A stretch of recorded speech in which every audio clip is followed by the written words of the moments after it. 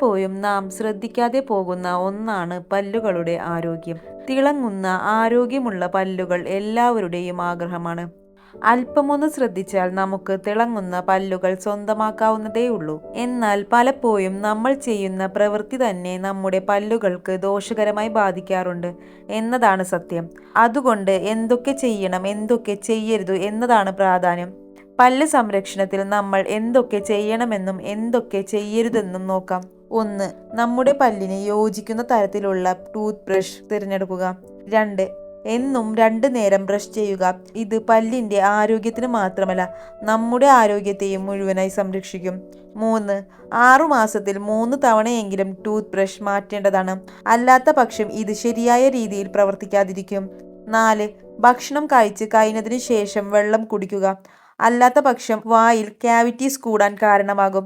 5. പല്ലിന്റെ ആരോഗ്യത്തിന് പഴങ്ങൾ ധാരാളം കഴിക്കുന്നത് നല്ലതായിരിക്കും. മാങ്ങ, പേരയ്ക്ക, ആപ്പിൾ എന്നിവയാണ് ഏറ്റവും അനുയോജ്യമായ പഴങ്ങൾ. 6. പച്ചക്കറികൾ ധാരാളം കഴിക്കുന്നതും പല്ലിന്റെ ആരോഗ്യത്തെ സംരക്ഷിക്കും. അല്ലാത്ത പക്ഷം ആവശ്യത്തിന് വിറ്റാമിൻ കിട്ടാതാകും. 7. ധാരാളം വെള്ളം കുടിക്കുക എന്നതാണ് പല്ലിന്റെ ആരോഗ്യത്തിന് ഏറ്റവും അത്യാവശ്യം. അതുകൊണ്ട് തന്നെ ദിവസവും 8 ലിറ്റർ വെള്ളമെങ്കിലും കുടിക്കണം. 8. പല്ലിനോടൊപ്പം നാവ് കൂടി വൃത്തിയാക്കേണ്ടത് അത്യാവശ്യമാണ്.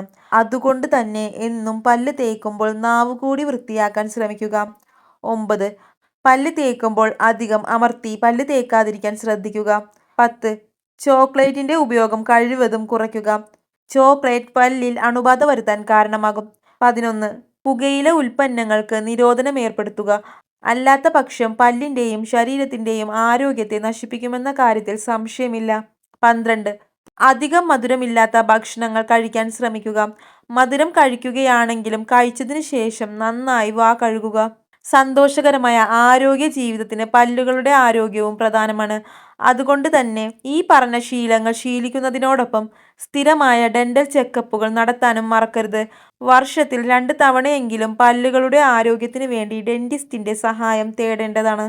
അപ്പോൾ ഈ വീഡിയോ നിങ്ങൾക്ക് ഇഷ്ടമായെങ്കിൽ ലൈക്ക് ചെയ്യുക, കമൻറ്റ് ചെയ്യുക, ഷെയർ ചെയ്യുക. അതോടൊപ്പം തന്നെ ഇതേപോലത്തെ വീഡിയോസ് കാണുന്നതിനായി ചാനൽ സബ്സ്ക്രൈബ് ചെയ്യുക.